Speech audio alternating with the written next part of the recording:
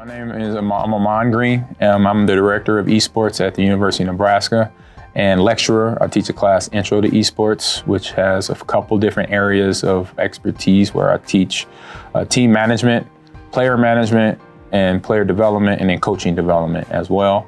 And then like esports operations between recruiting, like team, player management, player development, and basically kind of promoting the organization. And then we have production side of esports. We go over a little bit in the class, and then the final part is business and esports business in terms of obviously building out companies or how you get yourself into the industry, either from a job point of view or just understanding the ins and outs of being in the business world in the esports area. Yeah, and that's more important. That's important because then for the people that don't understand esports, they get it when you tell them, oh, there's job opportunities. They're like, then they understand that language.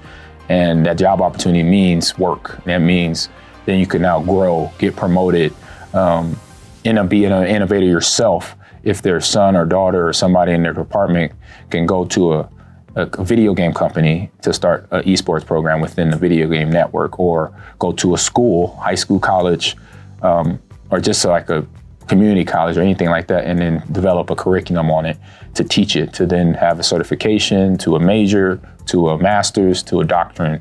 And that's where you get into the place where it has some legs. It's gonna grow and run and help people really understand that this thing is not going, when they mention esports, it's not going anywhere. Well, I say one is a teacher, like myself. I'm lecturing about what I just mentioned. And then like behind the scenes in production, you can be a video camera person basically, an observer, watching the matches, giving things and highlights to the commentators, which is the shoutcasters in our language, or commentators in traditional sports, giving them examples of a big play during a nice win or loss of a game and pointing that out. So then the commentator or the play-by-play, the color person or the play-by-play person can then put emphasis on it to say, hey, on this replay here, look at this someone's player and look at the shot they made when they made an amazing 360 headshot right here, and it explains it all because they had an observer find that. So that type of job is available. Content creator, influencer, somebody that's on Twitch, that's on YouTube, that's on Kick. Those are another areas where if you want to be that one personality where you have a bunch of followers, you're that person influencing other people either to play video games, obviously buy a product or support your product, or just support your stream. There's jobs out there for your type of personality if you can do that. 100%. So I coach high school football. I say high school sports because I coach football, baseball, and track for about 8 years. And then at the same time, I started volunteer assistant coaching esports in 2018 at a local high school. I was still in Green Bay at Bayshore High School. And then from there, 2020 came along. I got hired at the Division College, Lakeland University in Sheboygan, Wisconsin, and worked there for about 3.5 years. First semester, fall of 2020, which was COVID year. But still had a great season in our all around our games. But in Madden particularly, we won a national title.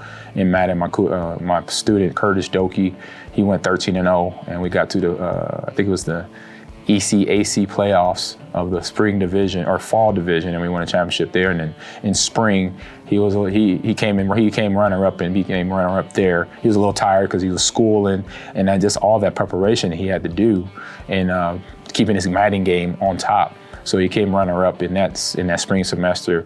Then a lot of playoff berths, and then right before I left, our Valorant team, we won the divisional championship in the NECC, and I think it was the Midwest Division Championship. So a couple championships, a lot of playoff appearances, and then like I said, then eventually being asked and having an opportunity to go coach here. At the school I played ball and went to school at myself, and I say that's been a long time.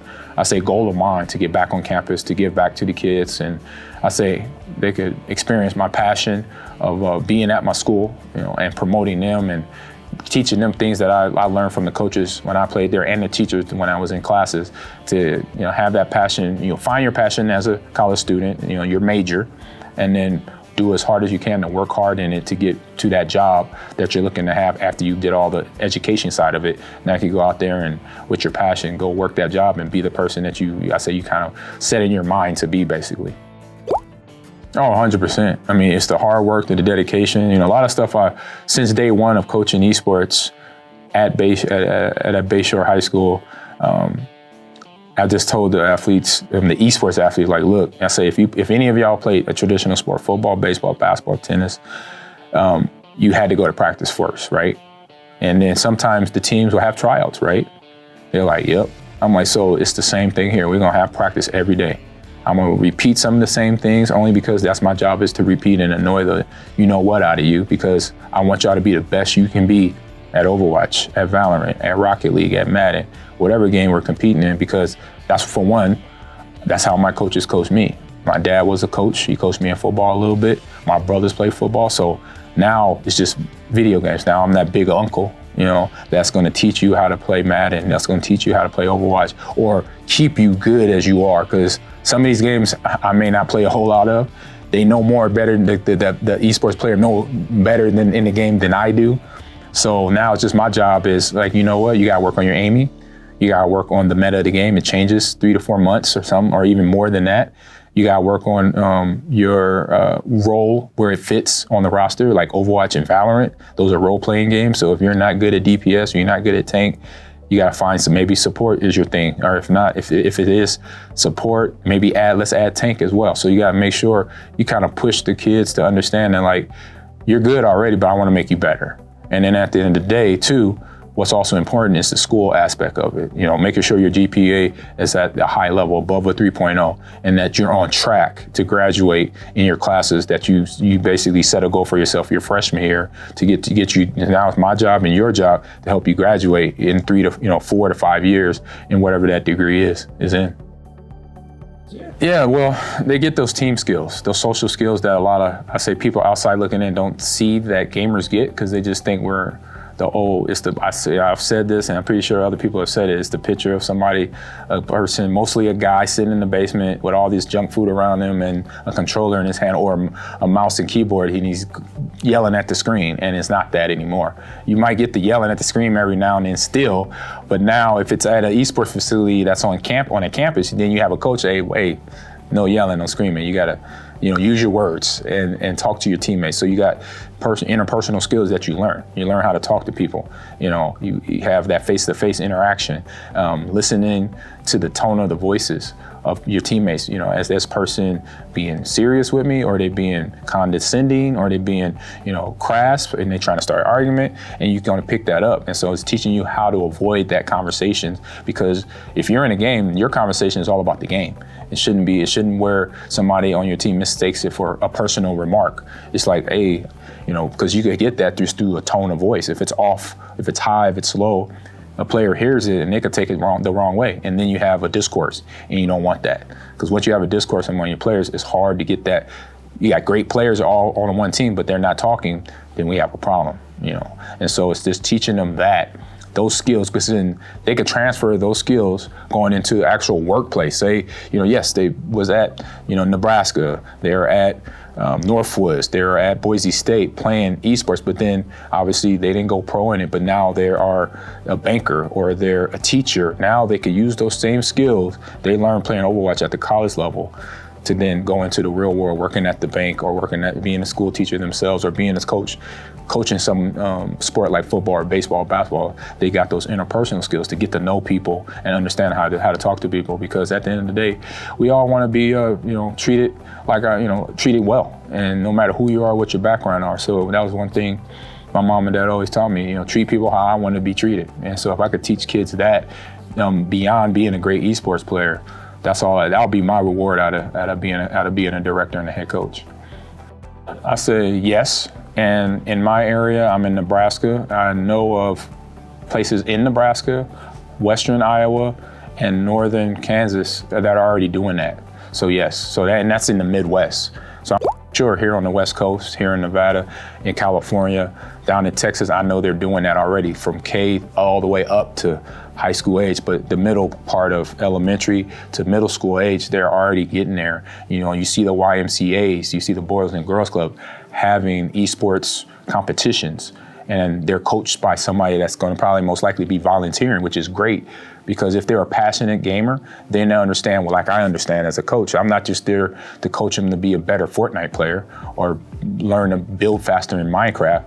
No, I'm teaching them all the other stuff that you learn from gaming. And it's not really gaming, it's being in a competitive setting, right? Because I remember playing flag football when I was 6 years old, and it was more about one, I love competition. I learned that right away as a kid, but then all the I say life lessons I learned, you know, about hustling, about being a good teammate, by if I'm hurt, either letting the coach know that I'm hurt and I can't really go, but if I am able to play through that, you know. And so just understanding that mental mindset, and it kind of builds up as you get older, because you start learning here, learning there, new things, and then you actually become a lot stronger than you might think. And then in the esports world, I think that's a big thing, because a lot of the wins and losses come from the mental. If your mental is not stable or not strong enough, then you're most likely easy to lose a lot of games that sometimes you already have the skill, but if your mind gets thrown off because somebody makes a comment or the other team has a 10-point lead on you, then you're like checked out because you don't think you could overcome that 10-point lead. Then, you know, esports then and other traditional sports, maybe you didn't learn it, but that's something where basically you could basically learn it while you're involved in it. Correct. I mean, I already had this conversation with some teachers, not even at the high school and elementary and middle school level, but at the college level. And I tell them, first, do your homework. You know, make sure you have all the information you need to know for yourself of how to get it started. You know, because sometimes there won't be a whole lot of people giving you that information. But so do a little bit of homework and then find what you need the most. And then the first thing I'll say to somebody I'm suggesting or giving them good information, get the buy-in of the administration of wherever school or district you're in. So go to the school, you know, head superintendent or the principal of the high school or the middle school or the elementary. Go to them first, because you need that type of buy-in from them to then support you, because then they'll be able to help and influence through their network of people at a higher level of the faculty of chain of command, because that's all. It's the first thing is all about support. And I say in a bigger, you know, you take this to the big picture type conversation, this is how all of us is gonna survive, is us working together. You know, myself doing this event, bringing my students here with me, my daughter as well, but then you guys are doing the same here for these are high school kids that y'all putting on the stage.